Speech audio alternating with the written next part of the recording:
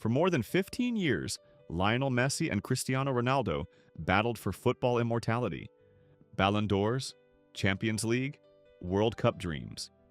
Records that may never be broken. But now, the rivalry has moved somewhere else.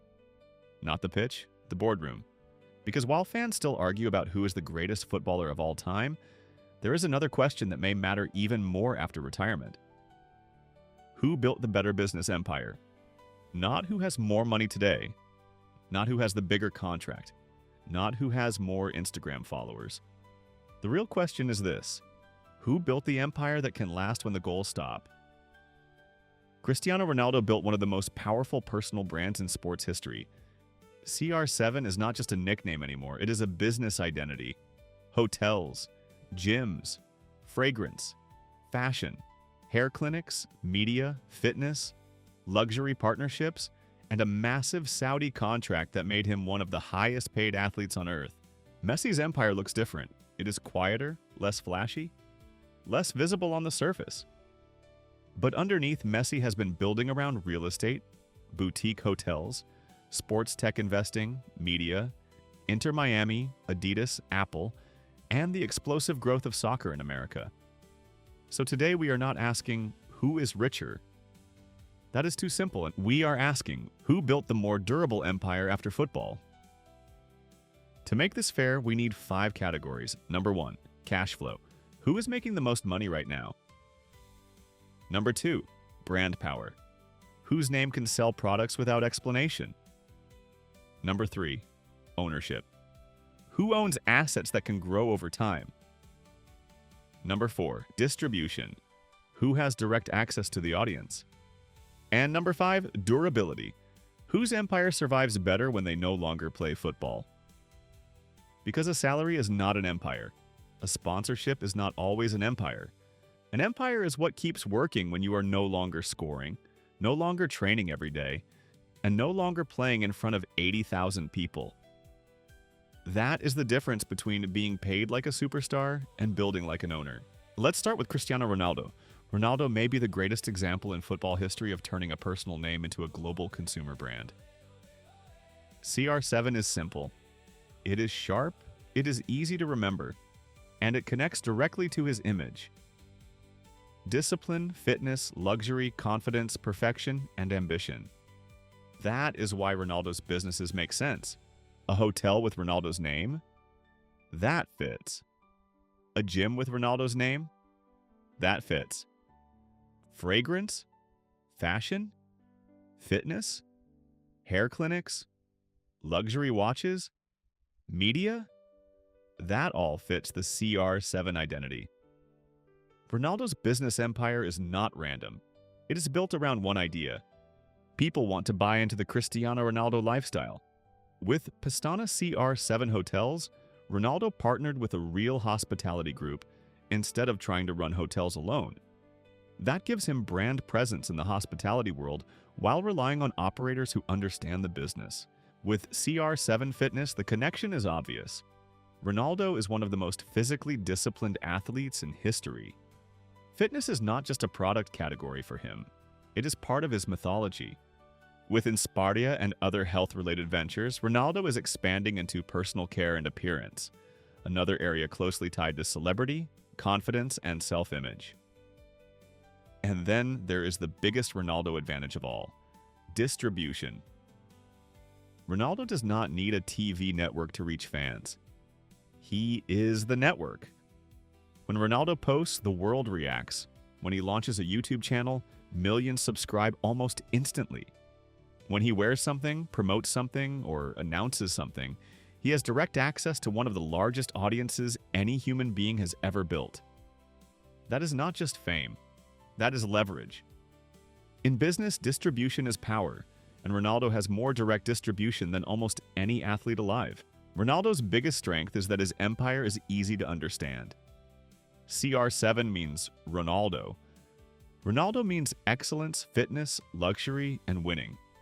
That makes his brand extremely marketable, and he can sell to fans directly, he can launch products quickly, he can create attention instantly, he can turn his lifestyle into businesses, but there is a risk. the CR7 empire is heavily tied to Ronaldo himself. That is powerful while he is active, visible, and culturally dominant. But what happens 10 years after retirement? 20 years after retirement? Can CR7 hotels, CR7 gyms, and CR7 products remain powerful when Ronaldo is no longer playing? That is the big question. Because a personal brand can be incredibly profitable, but it also has a weakness. If the person fades, the brand can fade with him. That does not mean Ronaldo's empire is weak, not at all. It means his empire must eventually transform from a celebrity brand into an institution. Michael Jordan did this with Air Jordan. David Beckham did this by moving from celebrity into ownership, media, fashion, and long-term brand partnerships. For Ronaldo, the next test is not making money. He has already mastered that. The next test is making CR7 bigger than Cristiano Ronaldo, the active footballer. Now let's look at Messi. Messi's empire does not look like Ronaldo's. It is not as loud, it is not as product-heavy, it is not built around a giant logo appearing on everything. Messi has always had a different public image. Less flashy, less performative, more private, more understated, and his business empire reflects that. Messi is not selling the Messi lifestyle in the same obvious way Ronaldo sells the CR7 lifestyle. Instead, Messi appears to be building through assets, platforms, partnerships, and long-term upside. One part is hospitality. Messi's MIM Hotels portfolio gives him exposure to real estate and luxury travel. And with Melia Hotels International managing the MIM Hotels portfolio under the Melia collection, Messi's hotel assets are not just celebrity-branded properties floating alone. They are connected to a serious global hospitality operator. That matters, because durable wealth often comes from owning assets that professional operators can scale, manage, and improve. Then there is Playtime Sports Tech. This may be one of the most important parts of Messi's post-football empire. Playtime is Messi's investment vehicle focused on sports, media, and technology. That means Messi is not just investing in traditional assets. He is placing bets on where sports are going next. Sports tech, fan engagement, media, startups, teams, platforms. That is a very different strategy from simply launching Messi-branded products.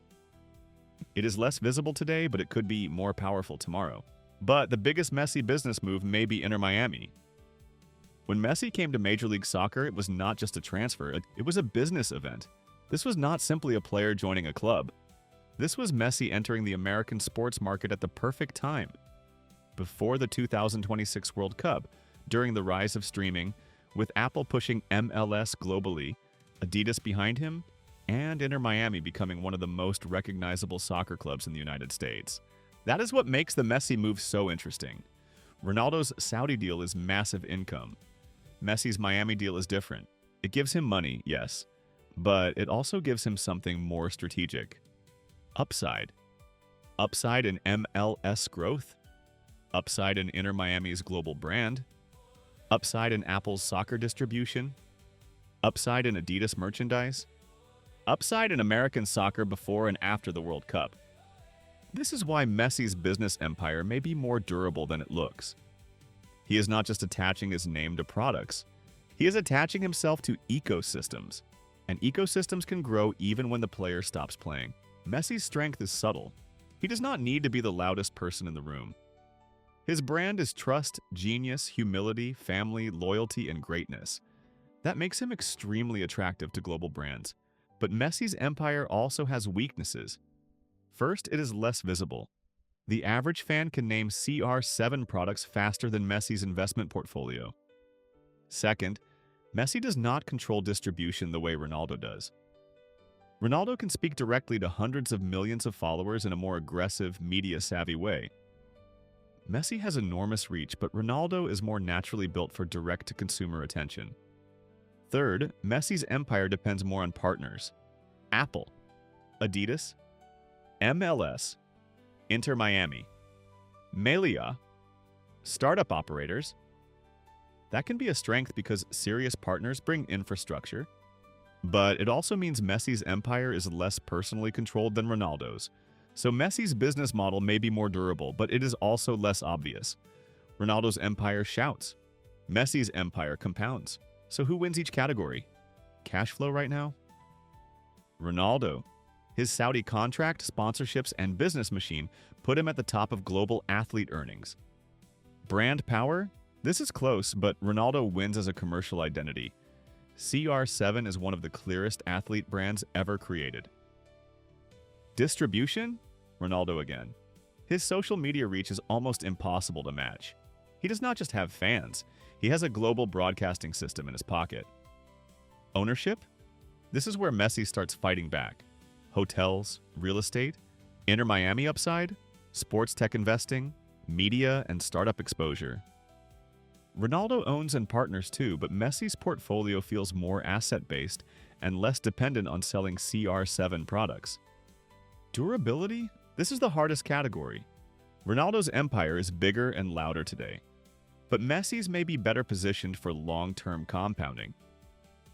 Because it is tied to platforms, property, sports technology, and the growth of soccer in America. So the result is not simple. Ronaldo built the better business empire for today. Messi may be building the better business empire for tomorrow. The difference between Ronaldo and Messi is not just personality, it is business philosophy. Ronaldo built a brand around aspiration. He wants you to look at CR7 and think, I want that discipline, I want that confidence, I want that body, I want that lifestyle, I want that success. Messi built a brand around trust and greatness. He does not need to shout. His name already carries weight. So instead of turning everything into Messi-branded products, his empire leans toward ownership, partnerships, and long-term positioning. Ronaldo is the product. Messi is the platform. That is the cleanest way to understand it. Ronaldo monetizes attention better than any footballer alive. Messi converts legacy into long-term leverage. So who built the better business empire after football? If we are talking about the empire that is bigger, louder, and more profitable right now, the answer is Cristiano Ronaldo. He built the CR7 machine. He mastered personal branding. He owns attention at a scale most companies would kill for. And he turned his image into a global business engine. But if we are talking about the empire that may age better, the answer could be Lionel Messi. Messi's empire is quieter, but it is connected to assets, sports tech, hospitality, MLS, Apple, Adidas, Miami, and the long-term rise of soccer in America. Ronaldo built a brand that sells. Messi built a network that may compound. And that is why this debate is so fascinating. Because on the pitch, Messi and Ronaldo gave us two different versions of greatness. Off the pitch, they are doing the same thing. Ronaldo is intensity, image, power, and control. Messi is patience, leverage, timing, and ecosystem. One built the most recognizable athlete brand in football.